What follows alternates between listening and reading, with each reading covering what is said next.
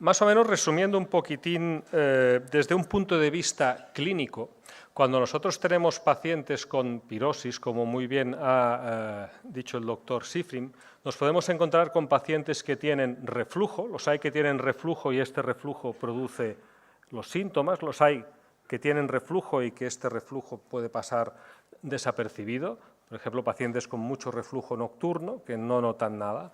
Y después tenemos pacientes con un reflujo normal que parece inducir síntomas y también pacientes que tienen síntomas de pirosis, pero en los que no vemos absolutamente ninguna relación con el reflujo. Y obviamente estos pacientes van a tener que tratarse de forma diferente. De todas maneras, si nos vamos para atrás y volvemos a nuestro despacho, a nuestra consulta y nos encontramos con nuestro paciente que nos viene y que nos dice, doctor, tengo pirosis, nosotros lo que vamos a pensar primero es que el paciente tiene pirosis porque tiene reflujo. Y nosotros lo que vamos a hacer es que vamos a darle una medida contra la acidez y si esto hace que desaparezca la pirosis, consideraremos que ha desaparecido el reflujo y aquí se acaba el problema y así es como tratamos la gran mayoría de pacientes. Solamente una pequeña reflexión y es que esto es muy frecuente. Este es un estudio hecho por Julio Ponce en Valencia, veo que la diapositiva no se ve bien porque ha quedado cortada por abajo, pero bueno, este estudio lo que se ve es que la pirosis la tiene hasta un 20% de la población, pero lo que es importante es que la gran mayoría de los sujetos la pirosis la tienen con poca frecuencia, la mitad de los sujetos menos de una vez por semana y que tengan la pirosis cada día o más de 3 veces por semana, pues la verdad es que es un número de menos de un 20%. Y además de esto, la gran mayoría de pacientes expresan que esta pirosis es leve. Aquí tendría que poner debajo leve, moderado y severo. Pues bien, la gran mayoría tienen una pirosis poco frecuente y leve. Y yo creo que tenemos muchos pacientes tratados actualmente con inhibidores de la bomba de protones de forma crónica, cuando en realidad lo que tienen es un trastorno leve y poco frecuente. Y posiblemente lo primero que tenemos que hacer cuando tenemos este paciente con pirosis es empezar a ir para atrás, mirar si hay medidas higiénico-dietéticas que le pueden ayudar, mirar de evitar aquellos factores que favorecen el reflujo, como el sobrepeso, las xantinas, que producen una relajación esfinteriana, grasas, alcohol, tabaco. Hay que mirar de eliminar en la medida de lo posible los fármacos que puedan favorecer el reflujo y en algunos casos pues también evitar el echarse justo después de comer e incluso pues levantar la cabecera de la cama. Son pequeños consejos que yo pienso que son importantes, especialmente el sobrepeso que está cobrando mayor y mayor interés porque se está convirtiendo en una nueva epidemia a nivel de la sociedad occidental, pues es importante que lo combatamos. Aparte, los pacientes esto lo tratan a su manera, porque estos son datos españoles del año 2012 y fijaos que se vendieron más de 10 millones de unidades de diferentes antiácidos en España, que son sustancias que los pacientes compran en la farmacia libremente. 45 millones de euros se gastaron en antiácidos. Es decir, que estos tratamientos se utilizan mucho y no están mal utilizados, porque si el paciente tiene un síntoma poco frecuente y leve, pues si un antiácido simplemente se lo calma, yo pienso que no hace falta tampoco ir más allá. Aparte tenemos en España, desde hace un par de años, el alginato, que es otro tratamiento posible para el paciente que tiene reflujo. El alginato lo que hace básicamente es que crea como una balsa, es un magma, digamos, del alginato mezclado con carbonato cálcico, que lo que hace es que desplaza el ácido del estómago lejos del epitelio del esófago. Y esto, como se sabe que los pacientes con reflujo el ácido lo tienen situado a un nivel mucho más próximo al epitelio esofágico que no los sujetos sanos, pues parece que puede ser una buena medida. Y de hecho existen estudios que demuestran que aquí está la distancia que hay en condiciones de ayuno y en condiciones postprandiales de la situación del ácido del estómago con respecto al esófago. en caso postprandial es lo que se llama la cámara ácida, un bolsillito ácido que se crea en la parte proximal del estómago después de comer, y vemos cómo efectivamente el alginato desplaza de forma significativa del esófago el contenido ácido. De todas maneras, cuando el reflujo es muy severo, cuando el reflujo es importante y produce esofagitis, lo que sí que sabemos es que la tasa de curación de las esofagitis va a depender del grado de inhibición de la acidez. Y a mayor grado de inhibición, mayor tasa de curación, y en este caso los inhibidores de la bomba de protones son, sin lugar a dudas, los fármacos de elección y son, de hecho, los que más se utilizan, muchas veces, como he comentado, sobreutilizan. Pero ¿qué pasa? Antes lo comentaba el doctor Shiffrin, que no toda pirosis se debe al reflujo o se debe al ácido. Y si nosotros miramos aquí, por ejemplo, los pacientes que tienen una enfermedad no erosiva, un reflujo no erosivo, vemos cómo realmente los inhibidores de la bomba de protones son muy superiores al placebo, pero que esta eficacia se alcanza únicamente en un 60-70% de los pacientes. Es decir, que lo normal es que cuando nosotros nos vienen pacientes con pirosis, nos vayamos a encontrar con que hay aproximadamente un 30% de pacientes que no van a responder. Y si los pacientes además vienen con síntomas atípicos de reflujo, los pacientes que vienen con tos crónica o que vienen con afonías, entonces lo cierto es que el efecto de los inhibidores de la bomba de protones va a ser muy pequeño. ¿Qué podemos hacer ante un paciente que no responde a inhibidores de la bomba de protones? Bien, una cosa que no hemos de olvidar es ver si el tratamiento se está haciendo correctamente. Preguntarle al paciente si se toma el fármaco. Esto lo primero. Hay pacientes pues, que hoy me he olvidado, mañana también. Otra cosa es el momento de la toma del fármaco. En este estudio se ve qué ocurre cuando el fármaco se toma antes de una comida o cuando se toma en un ayuno. Y lo que vemos es que el grado de supresión de la acidez va a ser muy superior cuando el fármaco se toma antes de la comida, con lo cual es importante recomendar que el inhibidor de bomba de protones se tome preferentemente pues, por las mañanas antes del desayuno.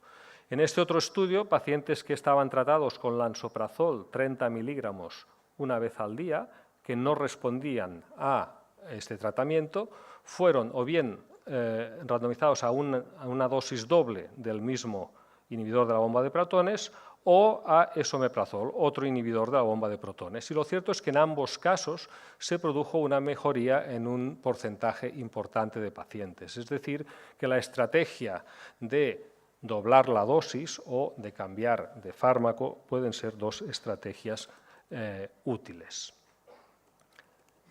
Pero cuando el paciente no responde, lo que hay que hacer es estudiarlo. Y en este sentido, el estudio se tiene que hacer siempre siguiendo dos pasos. Primero hay que hacer una gastroscopia. Cuando yo me compro un coche, antes de conducirlo, lo que hago es mirarlo, ver que tenga ruedas, que tenga volante, que esté bien. Pues esto es lo mismo. Antes de poner una sonda a ciegas dentro de un esófago, lo que yo quiero saber es dónde lo pongo. Hay que hacer una gastroscopia previa. La gastroscopia nos va a servir para descartar que el paciente tenga enfermedad erosiva y, una vez hecho esto, como segundo paso, confirmar si el paciente tiene o no tiene reflujo. Y para ello pues, disponemos de la manometría, la pHmetría y, en algunos casos, la pHmetría con impedancia.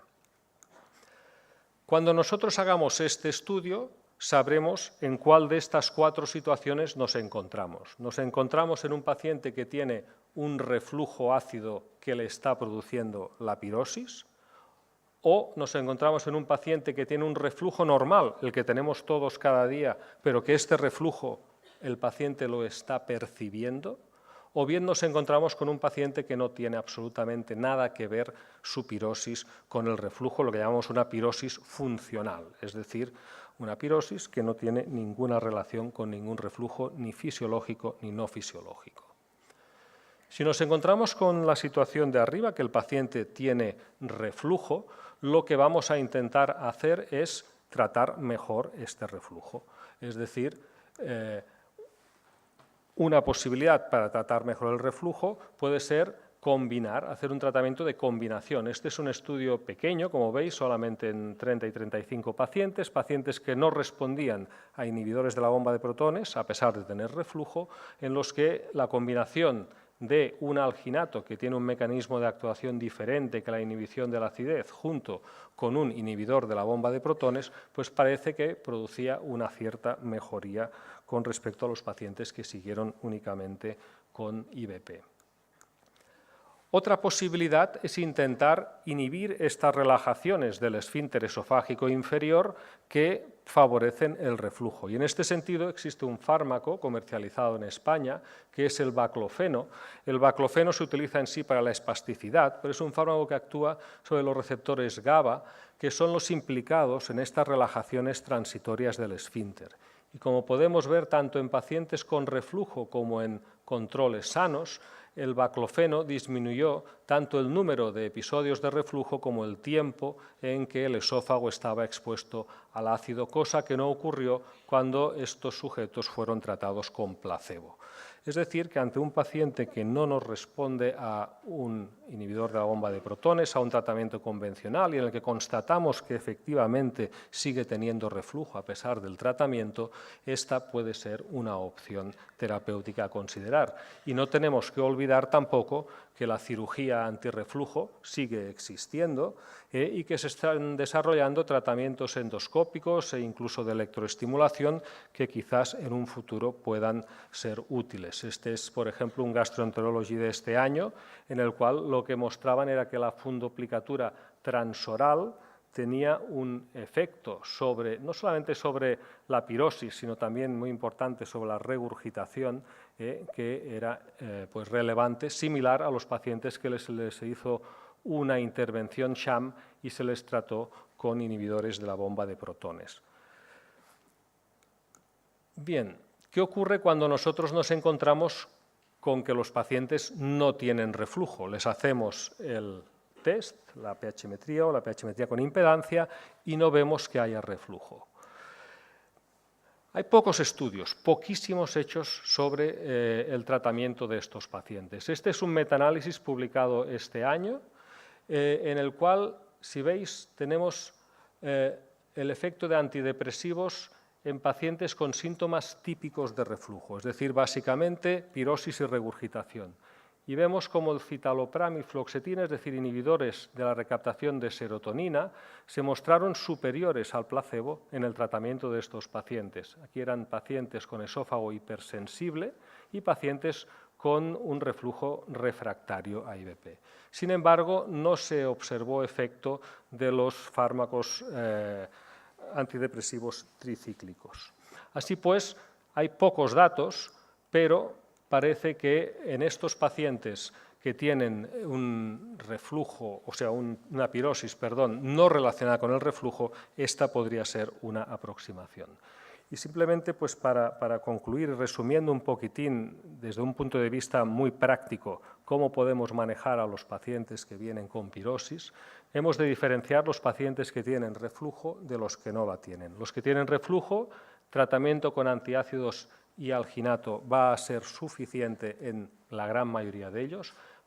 Los antisecretores van a ser también de gran utilidad en un gran número de pacientes y en algunos casos en que haya refractoriedad a estos síntomas, a pesar de que estos sean producidos por el reflujo, el baclofeno o la fundoplicatura son opciones que se pueden utilizar. Los pacientes que tienen una hipersensibilidad al reflujo normal, aquí en este caso yo pienso que puede ser adecuado intentar suprimir ese pequeño ácido que les produce reflujo, aunque esto no tenemos datos que lo apoyen, y los fármacos antidepresivos nos pueden ser de ayuda. La fundoplicatura yo en este caso la veo muy lejos de recomendar y tendría mucho cuidado con hacerla. Pero desde luego que donde no vamos a tener que tratar al reflujo es en estos pacientes que tienen una pirosis funcional, síntomas no relacionados en absoluto con el reflujo, en los que los antidepresivos, quizá los ansiolíticos y los antipsicóticos, pues sean los fármacos que vamos a tener que utilizar y quizás, si como ha dicho antes Daniel, pues se confirma que hay algunos comportamientos, conductas de aerofagia que pueden favorecer esta pirosis, pues un tratamiento de tipo conductual, de terapia cognitiva, pues puede desarrollarse y podría en un futuro ser eficaz. Si tenéis alguna pregunta.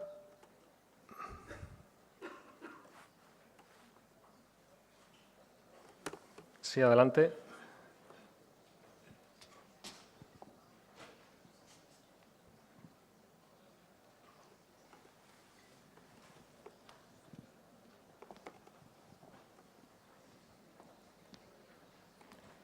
Tendrás que chillar.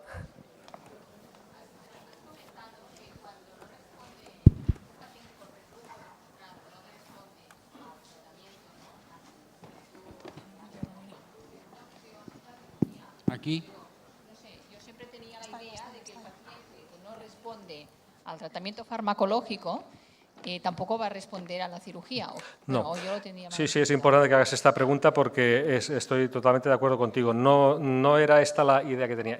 Paciente que no responde a tratamiento con inhibidores de la bomba de protones, en el que tú le haces un estudio de reflujo y constatas que a pesar del tratamiento, es decir, haciendo una pH-metría durante tratamiento, sigue teniendo reflujo y ese reflujo es causante de los síntomas, aquí se puede tratar con fundoplicatura.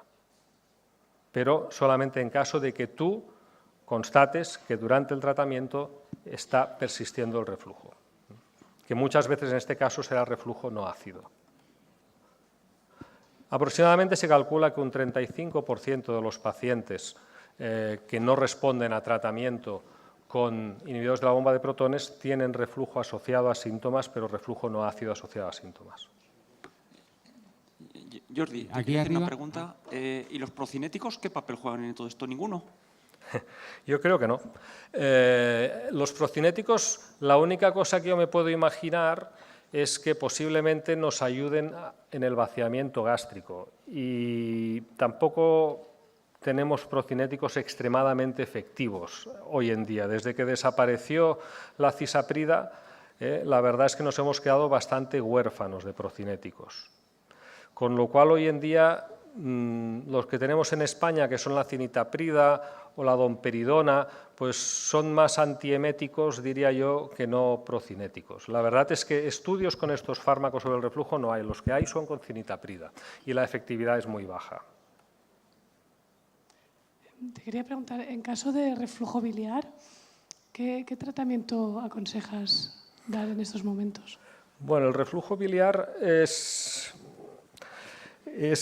un reflujo, la verdad es que el reflujo biliar por sí solo, si no va asociado de reflujo ácido, la cantidad de lesión que produce en la mucosa queda muy reducida. Es decir, el reflujo biliar es muy nocivo para la mucosa cuando va asociado a ácido, con lo cual la inhibición de la acidez en el reflujo biliar me parece importante, hay que tenerla en cuenta. Y después, pues claro, a ver, diagnosticarlo bien diagnosticado se ha de hacer con el Bilitec. El Bilitec está lleno de problemas, es una prueba poco fiable. Yo me lo pensaría muchísimo antes de indicar nada más que no fuese tratamiento médico a un paciente con reflujo biliar. Honradamente, fundoplicatura la veo poco indicada. En todo caso, probaría inhibir la acidez y baclofeno. No sé, Daniel, si tú eres de la misma opinión.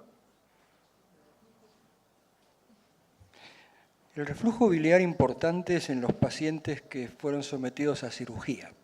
Son pacientes gastrectomizados, en donde el reflujo biliar es realmente un fenómeno per se muy importante. En esos pacientes el tratamiento es del reflujo biliar y se recomienda proquinéticos para acelerar lo poco que queda del estómago o el tránsito intestinal.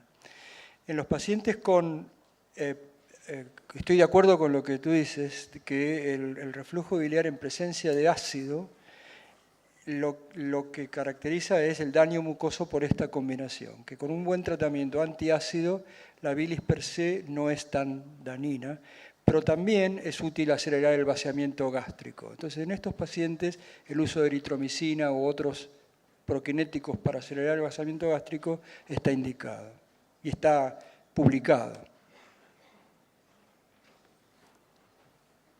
Bueno, pues si no hay más preguntas... Sí, sí que hay, perdón. Fermín, sí, sí. No, veo. Es que como veo fatal... Aquí.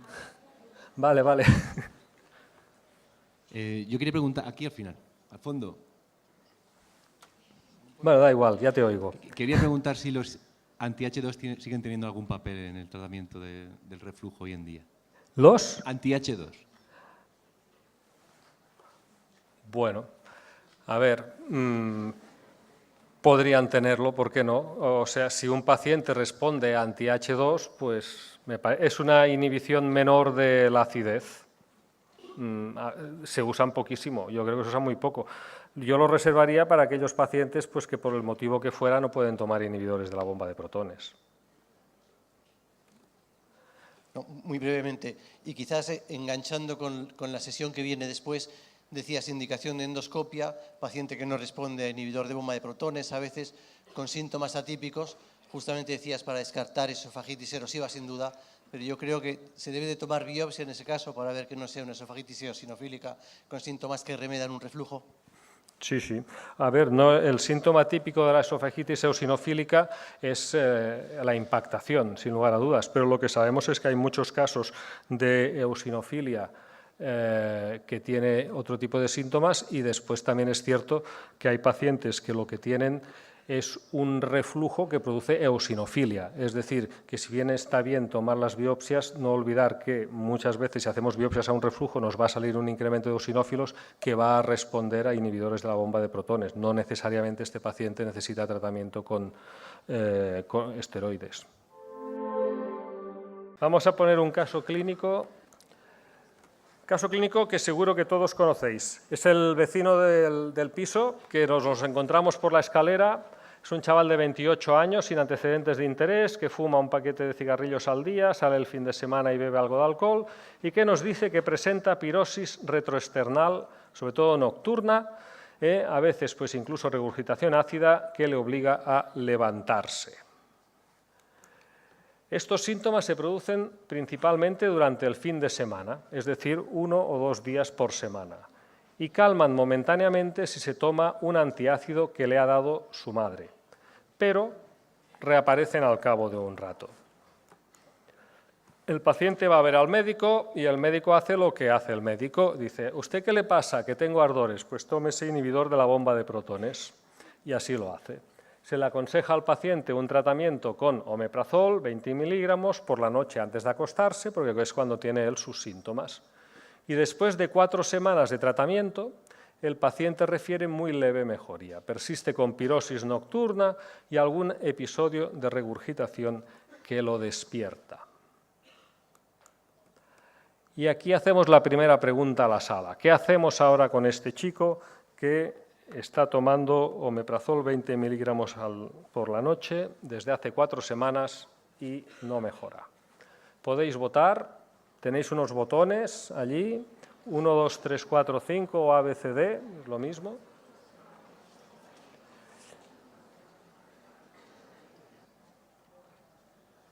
Bueno, veo que la mayoría aumentaríais la dosis de IVP.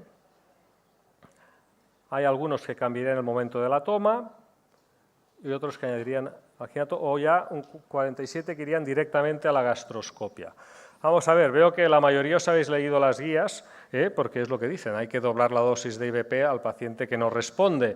Pero nosotros, ¿qué hicimos? Nosotros lo que hicimos fue aconsejarle al paciente un cambio de hábitos. Esta no estaba, es trampa. Ya sabéis que soy un poco tramposillo yo, Le aconsejamos un cambio de hábitos de vida, no cenar justo antes de acostarse, evitar las comidas grasas, en fin, dejar de fumar, levantar la cabecera de la cama. Le recomendamos tomar el omeprazol por la mañana en ayunas en lugar de por la noche, porque hemos visto que produce una mayor inhibición de la acidez. Pero lo cierto es que 4 semanas más tarde el paciente dice que la vida sigue igual. No ha conseguido dejar de fumar. La novia se queja si levanta la cabecera de la cama. Además, cuando sale el fin de semana, alguna copa, algún gin tonic siempre cae. Total, ¿qué hacemos ahora? A ver si esta vez la votación va más rápida.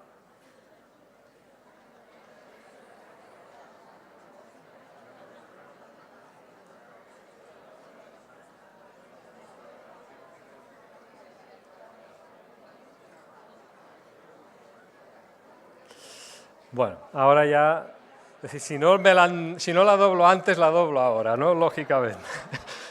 Muy bien. Pues sí, sí, efectivamente, como os decía, esto es lo que dice la guía de la AEG del reflujo. Paciente que tiene un reflujo sin signos ni síntomas de alarma, IVP dosis estándar 4 semanas, no hay mejoría, IVP dosis doble durante 8 semanas. Y esto es lo que hacemos. El paciente nos viene a ver 3 meses más tarde, en lugar de 8 han sido 12, pero ya sabéis que esto de dar visitas a veces no es tan fácil. El paciente ha disminuido el consumo de alcohol y tabaco. Sale menos porque la situación laboral ha empeorado y ahora trabaja incluso los fines de semana para poder llegar a fin de mes. Pero los síntomas han empeorado. Ahora tiene ardores también durante el día, especialmente después de comer. Y en la farmacia le han dado un antiácido que calma de forma muy pasajera sus síntomas. Muy bien, paciente que no responde a dosis dobles de IVPs. ¿Qué actitud tomaríamos? Añadir antiácidos o alginato, aumentar la dosis de IVP aún más, cambiar de IVP, añadir un procinético o solicitar una gastroscopia.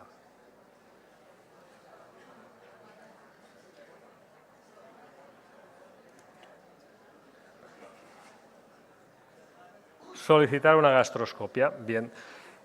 Efectivamente, cuando un paciente no nos responde al tratamiento adecuado, cuando nosotros estamos haciendo, como hasta ahora hemos hecho, tratamientos puramente empíricos, lo que tenemos que hacer es saber qué es lo que tiene el paciente. Primero hemos comentado gastroscopia y después el estudio con manometría y pH-metría. La gastroscopia en nuestro paciente fue normal, completamente normal, con lo cual la pregunta que nos queda es si tiene o no tiene reflujo. ¿Qué estudio solicitaríamos para saber si el paciente tiene o no tiene reflujo? Le hemos hecho la gastroscopia, ha sido normal, tiene pirosis, no responde a dosis dobles de IVP. ¿Le haríais una pH-metría sin consumo de IVPs o una pH-metría durante tratamiento con IVPs? ¿Le haríais una pH-metría con impedancia sin IVPs o una pH-metría con impedancia durante IVPs o únicamente una manometría esofágica?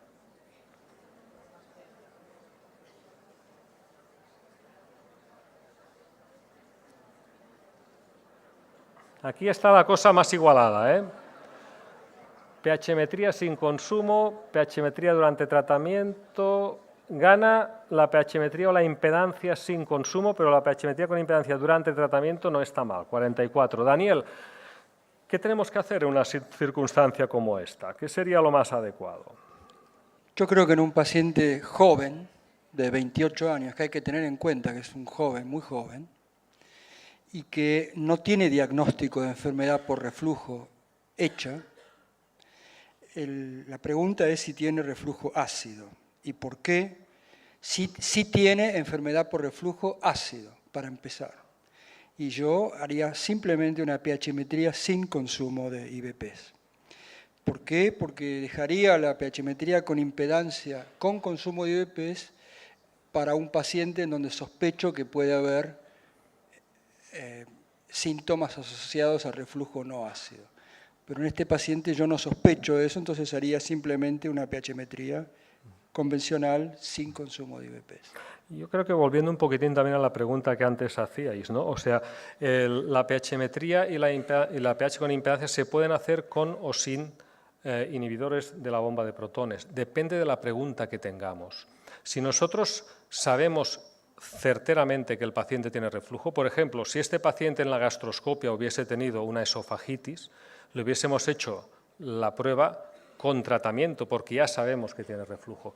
Pero aquí lo que nos interesa es saber si el paciente tiene o no tiene reflujo. Le hicimos la pH-metría, que fue normal. No tenía un reflujo patológico. Pero cuando miramos la asociación de síntomas, vimos como ese reflujo normal que tenemos todos se asociaba a síntomas. Tenía tanto un índice de asociación de síntomas como una probabilidad de asociación de síntomas próxima al 100%. Esto es como una P pero a la inversa, es decir, esto tiene que ser mayor al 95% para ser una P menor de 0,05. Es decir, que el paciente lo diagnosticamos de un paciente con hipersensibilidad al ácido. Hemos empezado 10 minutos más tarde, me los como, pero ya termino. Y paciente con hipersensibilidad al ácido, es decir, pirosis asociada a reflujo normal, el tratamiento será, en este caso lo que le dimos al paciente fue omeprazol, le dimos alginato a demanda y le dimos citalopram, que es un inhibidor de la bomba, de la recaptación de serotonina, perdón, de 20 miligramos al día. El paciente lo vimos 3 meses más tarde y había mejorado de forma considerable, y lo que es aconsejable en estos pacientes es posteriormente intentar retirar el tratamiento. Lo dejamos aquí y gracias.